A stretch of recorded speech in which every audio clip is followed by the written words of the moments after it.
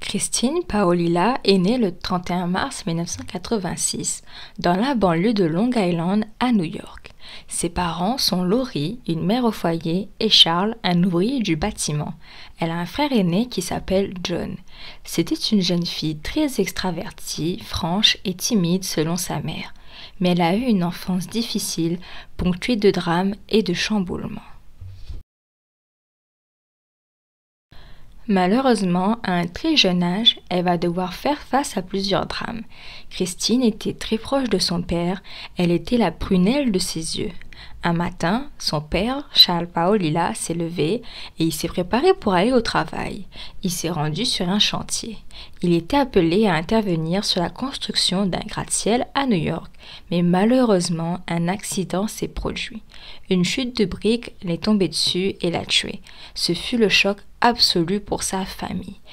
Puis, quelques mois plus tard, ce fut le grand-père qui est décédé, puis son arrière-grand-mère.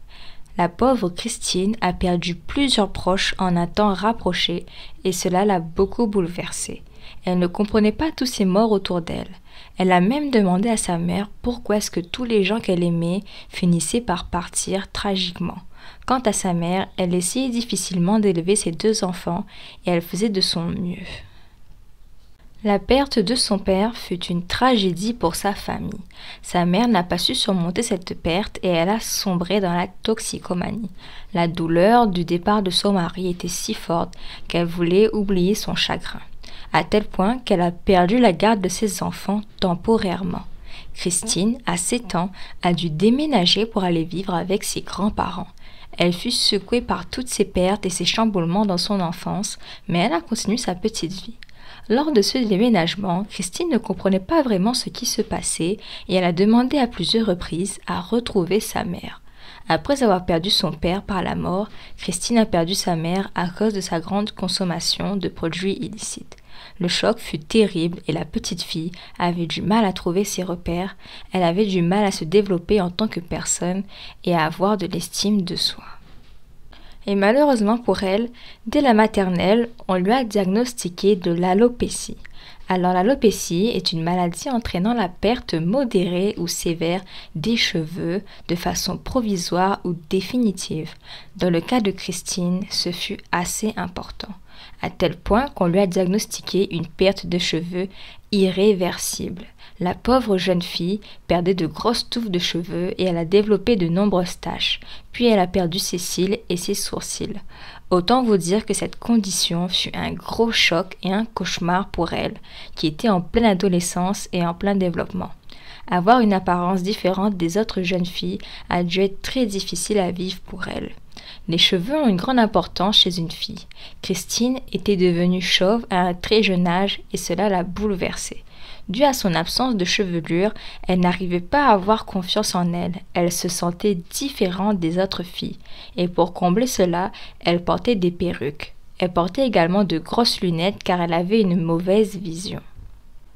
Je tiens à préciser que l'alopécie, qu'elle soit sévère ou légère, est une maladie qui peut vraiment être dévastatrice pour une jeune fille ou une femme, car les cheveux sont le symbole et la représentation de la féminité, du pouvoir féminin. Psychologiquement, cette maladie peut être vraiment difficile à vivre. Mais bien sûr, même sans cheveux, une femme est toujours très belle et attirante. Pour Christine, toutes ces épreuves étaient difficiles. Elle était scolarisée au Clear Lake High School au Texas. Dû à son apparence, la jeune fille était souvent moquée par les autres élèves qui la critiquaient et qui tiraient sur sa perruque. Ces moqueries étaient dévastatrices pour elle. Elle était victime d'intimidation régulièrement. Son début d'adolescence fut donc très difficile. Et la perte de ses cheveux était une barrière psychologique pour elle. Mais tout va changer lorsque Christine va faire la rencontre de deux autres jeunes filles, Tiffany Rowell et Rachel Koloroutis. Désolée si je prononce mal les noms. Toutes les trois vont vite se lier d'amitié, ce qui va embellir la vie de Christine. Sa mère a expliqué qu'après avoir rencontré ces deux filles, la personnalité de sa fille a changé positivement. Les copines étaient aimantes l'une envers l'autre, elles s'amusaient et rigolaient beaucoup ensemble. Rachel était une fille populaire au lycée. Elle était très belle et adulée. Tiffany aussi était très appréciée et très belle. Je pense que pour Christine, le fait de fréquenter ces filles appréciées et vraiment bien vues au sein de l'école l'a aidée à se sentir plus comme les autres et à être mieux acceptée. Le père de Rachel a expliqué que ce n'était pas étonnant pour lui que sa fille se soit liée d'amitié avec Christine, qu'elle a tout fait pour l'aider à s'intégrer. Selon lui, sa fille aimait aider les autres et défendre ceux qui étaient moqués à l'école. Les filles étaient très soudées entre elles et ses nouvelles copines veillaient toujours sur elles. Christine se sentait si épanouie près de ses nouvelles copines qu'elle se présentait devant elles sans perruque, ce qui était quelque chose que Christine n'était pas du tout à l'aise avec généralement.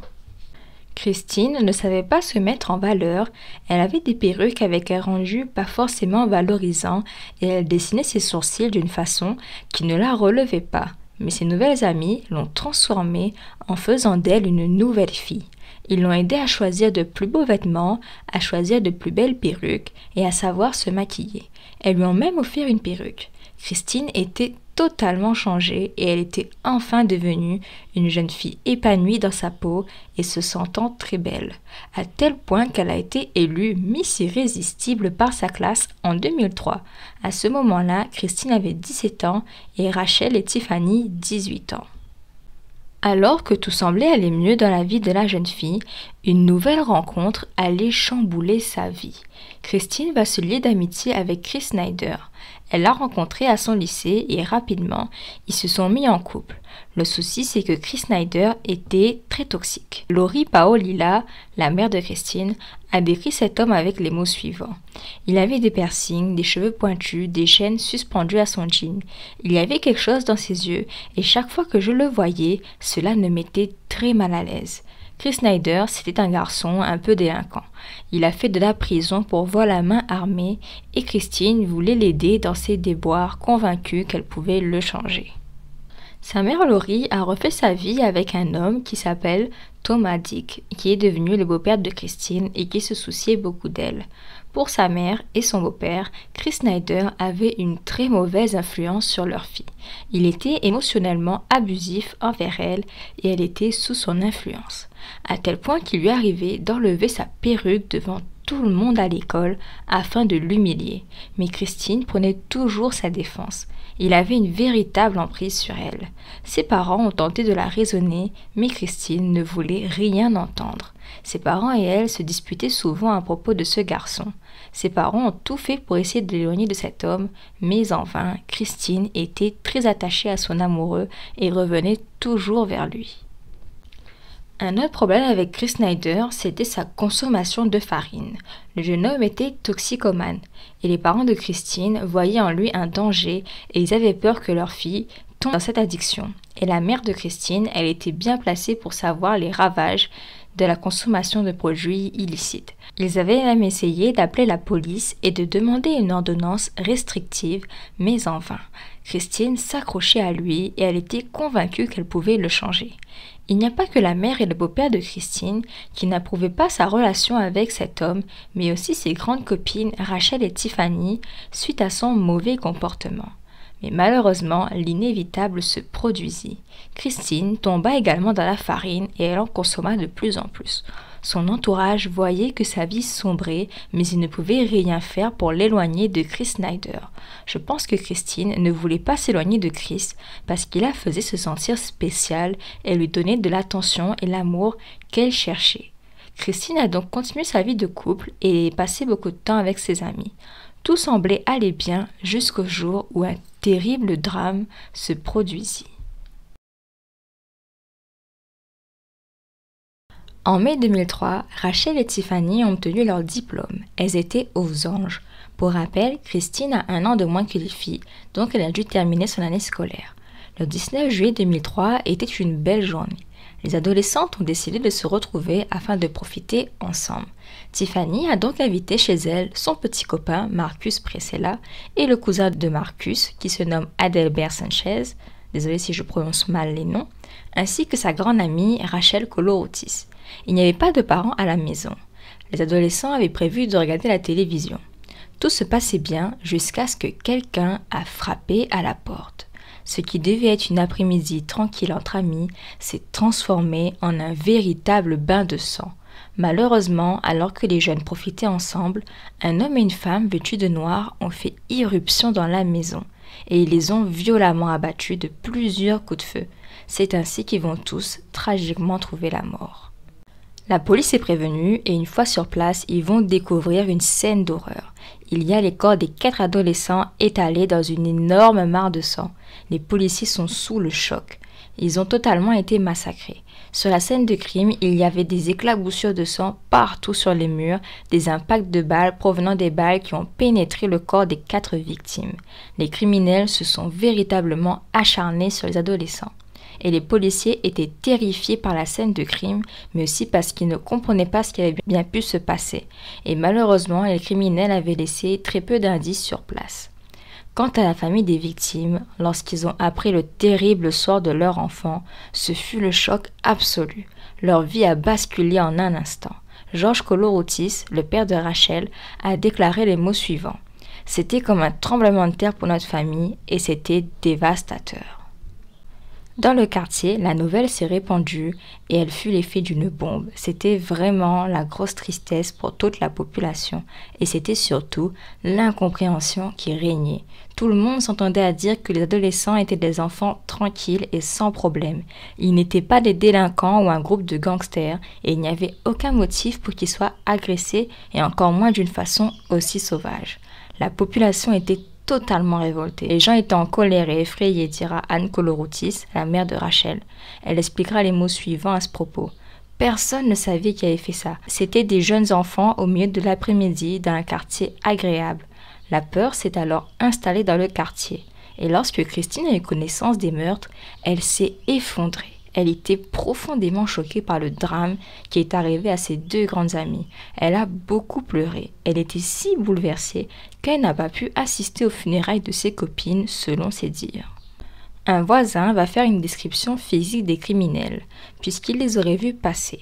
Il a fait sa description au poste de police de Houston, où un artiste de croquis médico-légaux a réalisé des croquis des suspects. Ces croquis ont été diffusés dans l'espoir d'avoir des retours de personnes ayant aperçu ces criminels. Brian Harris, un sergent de la police de Houston, a déclaré les mots suivants. « Il y avait beaucoup de rage et de colère derrière ces meurtres, et donc, par conséquent, nous avons pensé que peut-être qu'il y avait une relation personnelle entre les victimes de ce drame et le tueur. »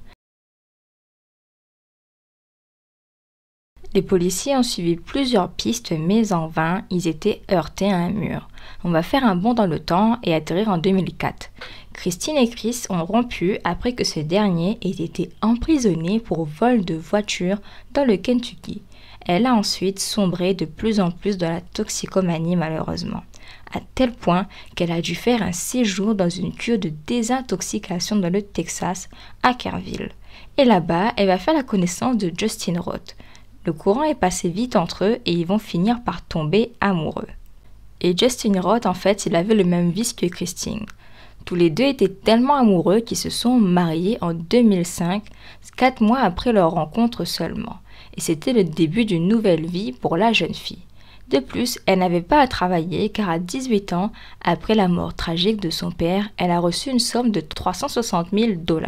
Et travailler n'intéressait pas vraiment Christine. Ensemble, le couple a acheté un appartement. Et en quittant la cure de désintoxication, ils s'étaient jurés de débuter une nouvelle vie. Le couple semblait très amoureux, mais rapidement, les choses vont se dégrader. Après la phase de lune de miel, Christine a commencé à être perturbée. Elle était hantée par des hallucinations. Elle faisait souvent des cauchemars. Elle était totalement angoissée et se mettait à pleurer facilement, comme si quelque chose la torturait. Son mari confiera à ce propos les mots suivants. Je veux dire qu'elle commençait littéralement à halluciner. Elle se réveillait dans de mauvais rêves, voyait certaines choses à la télévision et au cinéma et elle commençait à pleurer et à faire des crises de panique.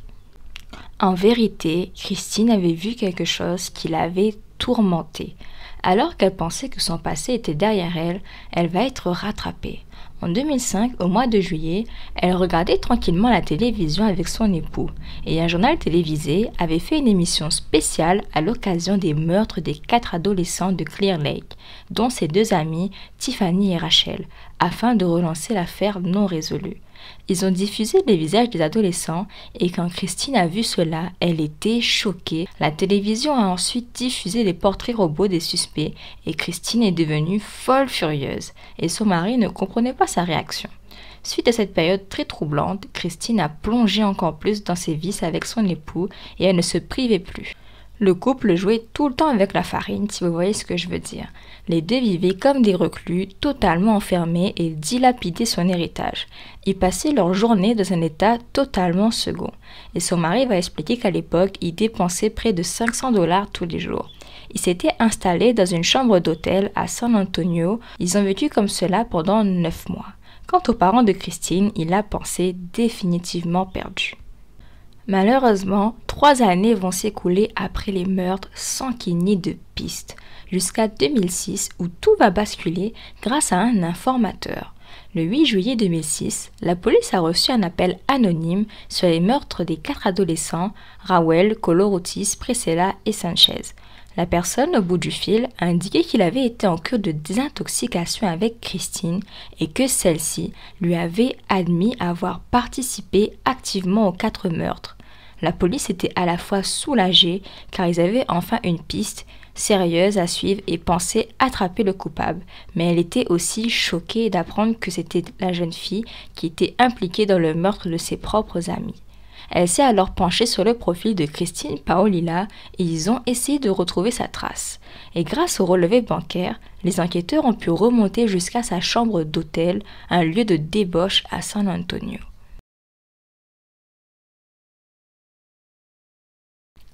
La vie misérable du couple a donc pris fin le 19 juillet 2006 avec la venue des policiers.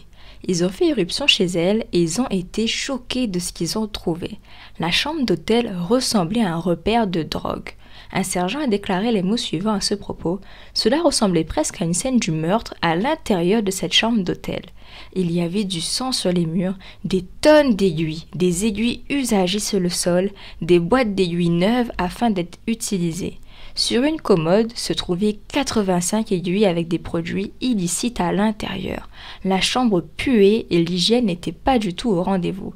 À se demander comment le couple vivait là-dedans. Ils ont été arrêtés tous les 2 et placés en garde à vue. À ce moment, Christine était encore une fois dans un état totalement second.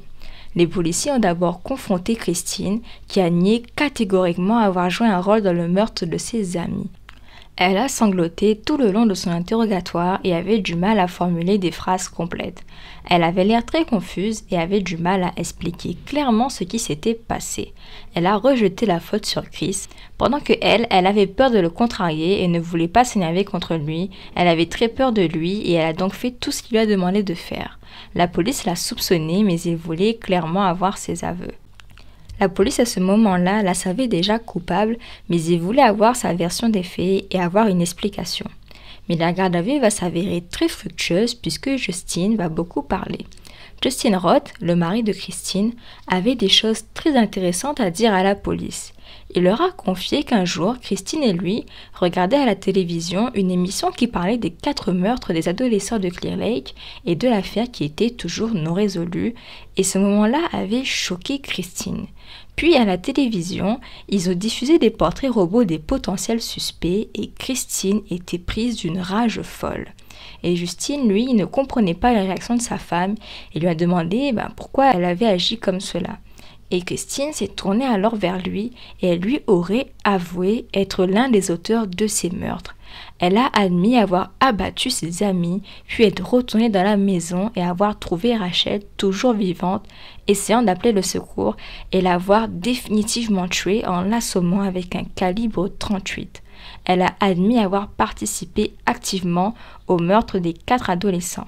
Elle a expliqué avoir commis ce crime avec son ancien copain, Chris Snyder. La police détenait enfin la coupable derrière ce massacre 3 ans après les faits.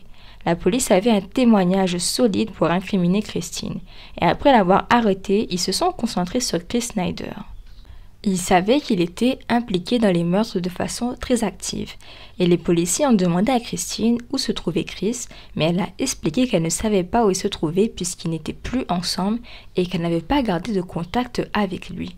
Les policiers avaient cependant déjà une piste et un mandat d'arrêt contre lui a été lancé. L'informateur qui les avait contactés afin de leur mettre sur la piste de Christine a indiqué que les armes utilisées pour le crime appartenaient au père de Chris Snyder. Les policiers ont alors obtenu un mandat et ont fait une perquisition chez ses parents dans le Kentucky. Et là-bas, ils ont trouvé un coffre-fort avec des armes à feu. Et lorsque la police a vérifié ces armes, ils en ont trouvé qui correspondaient à celles utilisées pour le meurtre des 4 adolescentes de Clear Lake. Les policiers se rapprochaient de plus en plus de Chris et ont essayé de localiser sa position. Ils ont utilisé sa page MySpace ainsi que ses enregistrements téléphoniques. Et ces informations ont permis de le tracer à Greenville, en Caroline du Sud. En juin 2006, Chris avait déménagé là-bas avec sa compagne qu'il a rencontrée sur Internet. Mais Chris était intelligent et il a su que la police le recherchait. Il a alors pris la fuite. Le 21 juillet 2006, bien que Chris n'était pas encore appréhendé, Christine et lui ont été accusés de meurtre passible de la peine capitale. La caution de Christine a été fixée à 500 000 $ afin d'être sûr qu'elle ne puisse pas s'enfuir. Des rumeurs ont commencé à circuler à propos de Chris Snyder et il fallait faire vite. Mais malheureusement, la police l'a retrouvé trop tardivement car Chris a eu le temps de se suicider. Son corps a été retrouvé dans une zone boisée le 5 août 2006 et son corps a été autopsié et il a été révélé qu'il a trouvé la mort suite à une overdose de médicaments sur ordonnance. Christine Paolilla, âgée désormais de 20 ans, a reconnu les faits, mais elle a accusé Chris de l'avoir influencé et de l'avoir poussé à faire des crimes.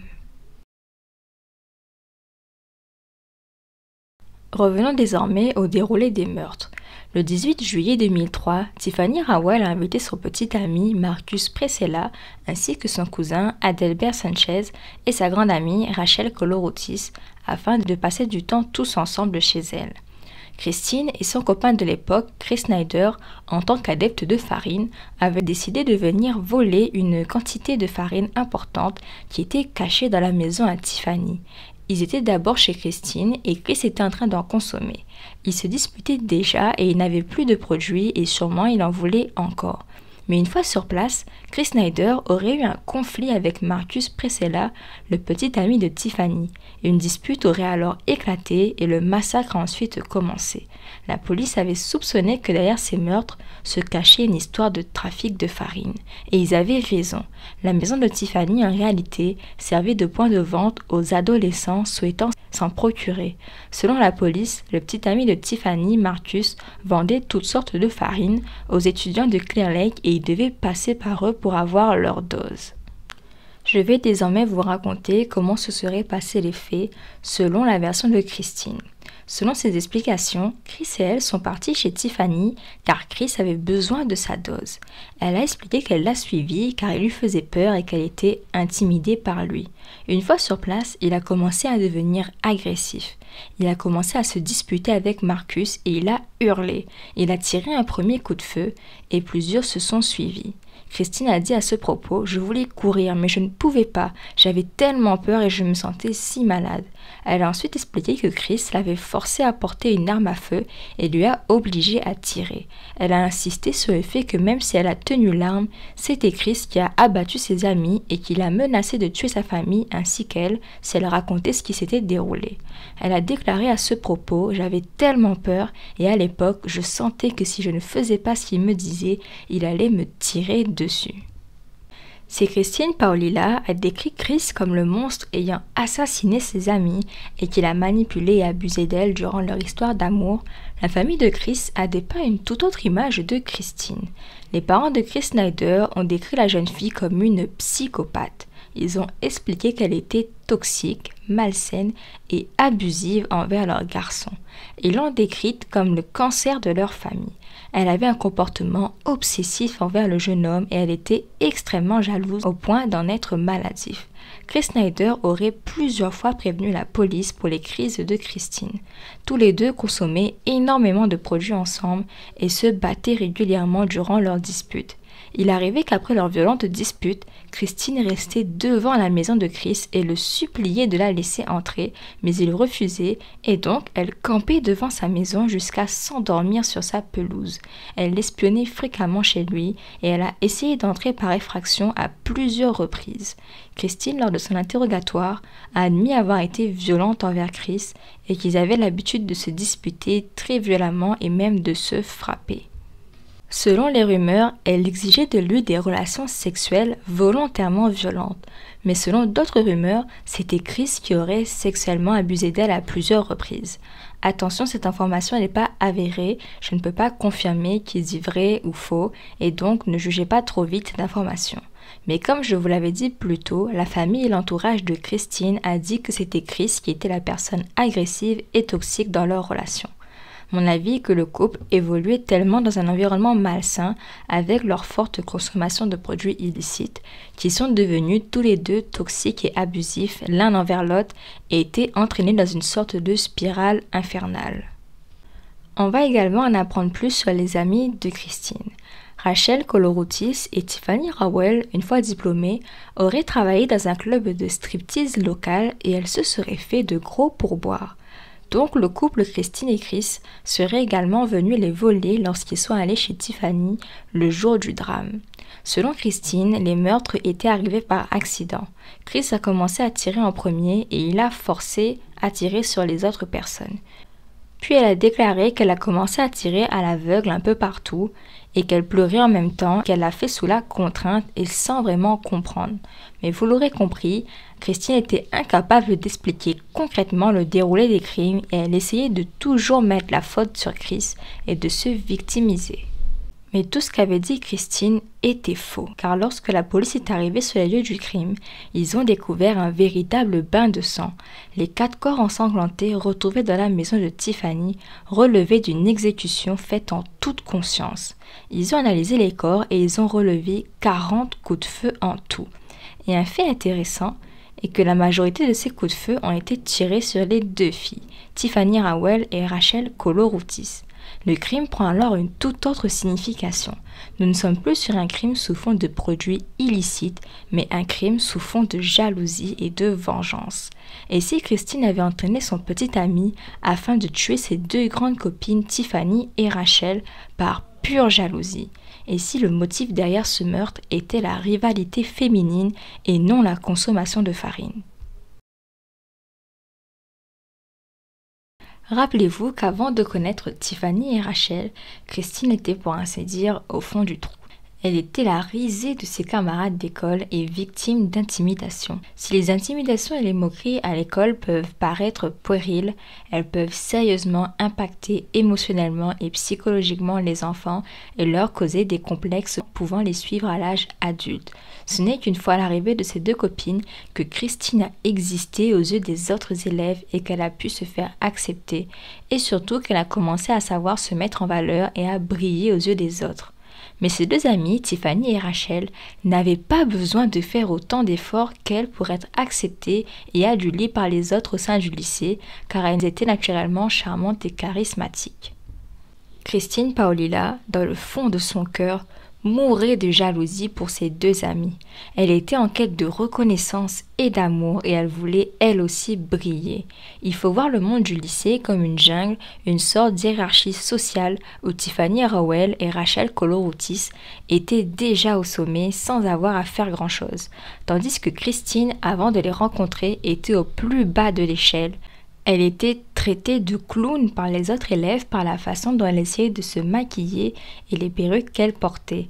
Mais elle a eu son moment de gloire lorsque le lycée l'a élue Miss Irrésistible, mais cela n'était pas suffisant pour elle.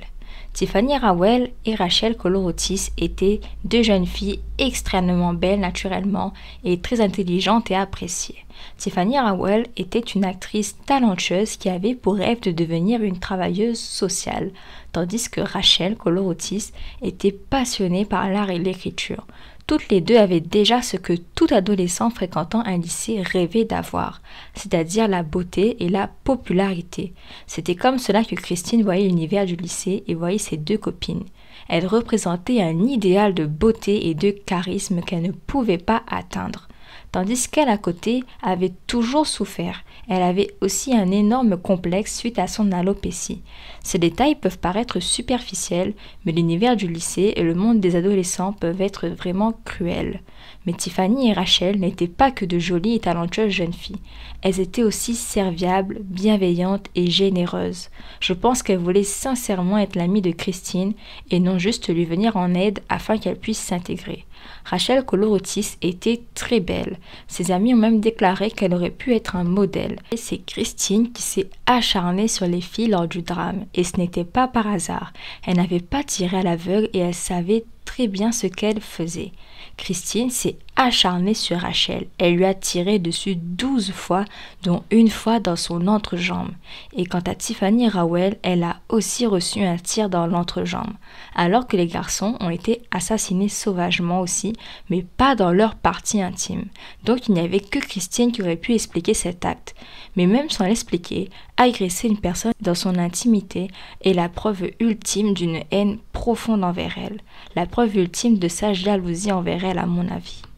Et après ce massacre, Chris et Christine ont quitté la maison, mais elle est ensuite revenue sur les lieux du crime pour s'assurer que tous étaient bien morts quelques minutes après.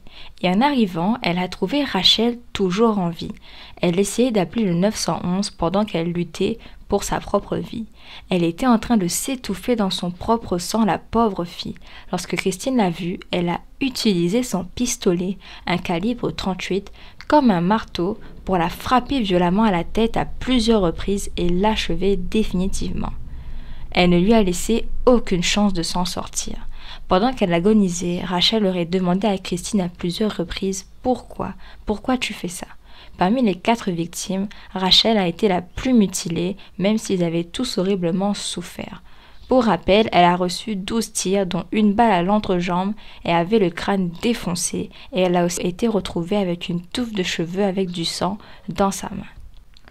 Tout cela n'était donc pas uniquement l'œuvre de Chris Snyder, mais aussi de Christine Paolilla, la sœur de Chris Snyder, Brandy, qui détestait Christine et qui était convaincue de sa mauvaise influence, a déclaré à propos de la jalousie qu'elle avait envers ses amis les mots suivants. « Je me souviens qu'elle était intensément jalouse. Il devait y avoir une certaine jalousie sous-jacente entre elles. Quand j'ai vu les photos de Rachel, j'ai su immédiatement, elle était très belle. » Pourtant, Rachel aimait profondément son amie Christine. Elle marchait avec une photo d'elle dans son sac, et derrière cette photo, il était écrit « Nous avons eu des souvenirs fous, je t'aime ».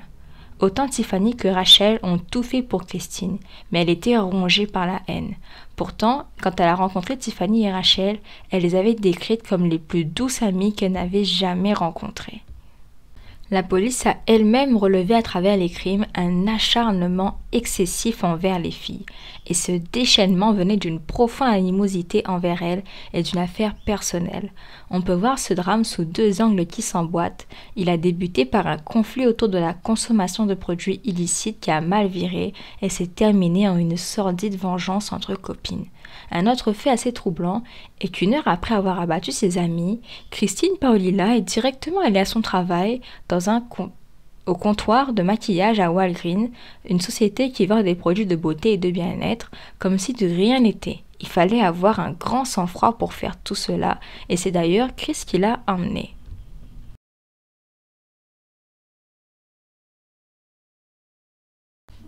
Le procès de Christine Paolilla a eu lieu et lors de son jugement, elle a beaucoup pleuré.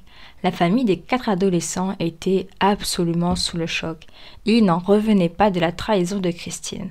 La famille de Rachel Colorotis et Tiffany Rowell était profondément bouleversée et choquée du meurtre de leur enfant, mais surtout de savoir que c'était leur propre ami qui était derrière ces actes barbares. Ils ont été d'accord avec le jugement et ont estimé que la justice a été faite une fois la peine prononcée. La famille de Chris Snyder, eux, n'était absolument pas choquée. Ils appelaient d'ailleurs Christine la psychopathe. Le jugement était difficile car il fallait savoir quelle était l'implication de Christine dans ces actes barbares et si elle avait été influencée ou non par Chris. Mais pour moi, même si elle avait une relation toxique avec le jeune homme et qu'elle était influencée par lui, elle savait ce qu'elle faisait lorsqu'elle a tiré sur ses deux amis. Elle était pleinement consciente car pour tirer une balle dans l'entrejambe de ses deux amis, il fallait y penser pleinement. On ne fait pas cela par pur hasard. Il y a une signification derrière ces actes. Il y a eu beaucoup de contradictions dans le déroulé des faits et l'autre complication était qu'il n'y avait que Christine pour raconter les meurtres. Pour le procureur Rob Freyer, ayant intervenu dans cette affaire, Chris Snyder n'était pas le seul homme à blâmer et Christine était tout aussi responsable. Lors du jugement, il s'est posé la question de savoir si ce drame aurait pu arriver si Christine n'avait pas été là. Et la réponse qui en est ressortie était que non. Un psychiatre est également intervenu dans cette affaire. Le docteur George Glass a expliqué que les traumatismes d'enfance de Christine Paolilla auraient pu l'influencer.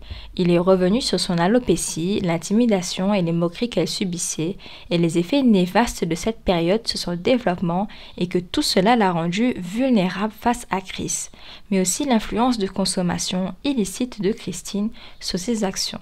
Christine Paolilla a déclaré qu'elle n'avait aucune idée le jour du drame qu'ils allaient se rendre chez ses amis afin de les assassiner et elle a assuré qu'elle n'avait pas l'intention de les tuer.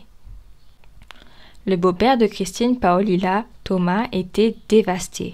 Il a déclaré les mots suivants suite à la peine de sa belle-fille. « Je suis vraiment désolé pour ces familles et leurs pertes. Le gars qui a fait ça est mort. Il était très très mauvais. Il était un prédateur. Ma fille paye pour les péchés de quelqu'un d'autre. Ma fille ne mérite pas ça. Ma fille aussi était une victime. » Et pour revenir à Justin Roth, le mari de Christine, il n'a pas eu de peine car il a dénoncé Christine et il n'était pas avec elle au moment des faits. Lorsque Christine lui a avoué être la meurtrière de l'horrible homicide, Justin était sous le choc et ne voulait pas y croire. Il était dans le déni. Je pense qu'ils s'aimaient sincèrement tous les deux et qu'il voulait la protéger, mais il a ensuite dit la vérité à la police. Il était un témoin clé dans cette affaire. Et le 13 octobre 2008, Christine Paolilla a été reconnue coupable de 4 chefs d'accusation de meurtre passibles de la peine capitale. Mais comme elle était mineure au moment des meurtres, elle a échappé à la peine de mort. Elle a donc été condamnée à la prison à perpétuité. Elle a essayé de faire des demandes d'appel, mais elles ont toutes été rejetées. En 2022, Christine Paolilla a été incarcérée à l'unité Grande de Gateville, désolée pour la mauvaise prononciation, située au Texas. Elle pourra bénéficier d'une demande de liberté conditionnelle en 2046, c'est-à-dire à ses 60 ans. J'aimerais revenir sur les pauvres victimes décédées avant de donner mon avis sur cette affaire. Rachel Koloroutis est née le 20 novembre 1984. Ses parents sont George et Anne Koloroutis. Elle avait un frère et 2 sœurs. C'était une excellente artiste. Elle travaillait pour The UPS Store, Randalls et Denise. Elle faisait aussi de la garderie car elle aimait les enfants. Elle était l'une des filles les plus populaires du lycée. Rachel a toujours défendu Christine. Elle a obtenu son diplôme et savait se faire beaucoup d'argent, ce qui a également attisé la jalousie de Christine. Tiffany Rowell était une amie proche de Rachel Koloroutis. Ensemble, elles ont pris sous leur aile Christine et l'ont relookée. Sa mère est décédée d'un cancer et son père s'est remarié et a déménagé à Montvale. Son amie Rachel a alors emménagé avec elle pour qu'elle ne se sente pas trop seule. Tiffany était en couple avec Marcus Priscilla, qui était un trafiquant de farine. C'est sûrement lui qui a fait de la maison de Tiffany un point de vente. Il devait cacher son stock chez elle. C'est à la suite d'une dispute avec lui et Chris Snyder que les meurtres ont malheureusement été commis. Et son cousin est Adelbert Sanchez et le pauvre n'avait rien à voir là-dedans. Il avait seulement 21 ans et a été tué parce qu'il ne voulait pas laisser de témoins. Les meurtres de Clear Lake est une véritable tragédie, mais au-delà du crime des 4 adolescents, il met en lumière plusieurs points importants qui sont les dérives de la consommation de stupéfiants, l'influence des relations abusives et toxiques, la jalousie entre filles et le harcèlement scolaire, et j'aimerais revenir sur l'importance de ces éléments dans ce drame. Il est important de souligner l'importance des produits illicites dans cette affaire. C'est comme si que Christine n'a jamais pu échapper à ce milieu. Elle a grandi là-dedans avec sa mère et s'est trouvée éloignée d'elle à cause de cela.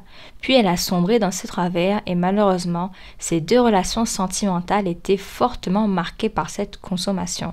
C'est ce fléau qui les a amenés chez Tiffany et c'est aussi ce fléau qui quelque part a détruit la vie de ces adolescents. Je ne mets pas la faute que sur cette consommation, mais elle a un rôle important et c'est comme si que les produits illicites étaient omniprésents dans cette affaire. Je voudrais alerter aussi sur le harcèlement scolaire, les moqueries, l'intimidation, les violences verbales ou physiques dans le cadre scolaire sont des faits graves, quel que soit leur degré. Ils peuvent vraiment blesser et impacter une personne, détruire sa confiance en elle et la détruire psychologiquement. Le harcèlement scolaire a tendance à être trop sous-estimé au niveau des dégâts et des conséquences qu'il laisse moralement et psychologiquement. Je pense que les moqueries ont détruit Christina Paolilla de l'intérieur, qui devait déjà être rongée par le manque de confiance en elle et accepter sa différence, surtout durant l'adolescence. Je ne dis pas que le harcèlement scolaire justifie ses actes, bien au contraire. Je pense que le makeover qu'elle a reçu n'était pas juste un relooking, mais une véritable renaissance pour elle. Elle a dû se sentir enfin exister et remarquée par les autres et surtout se sentir enfin belle et épanouie dans sa propre peau. Je pense que Christine Paolilla nourrissait secrètement une haine et une jalousie envers ses deux amies, car pour elle, même si elle les avait aidées et l'avait épaulée, elle n'était pas au même niveau que ses copines.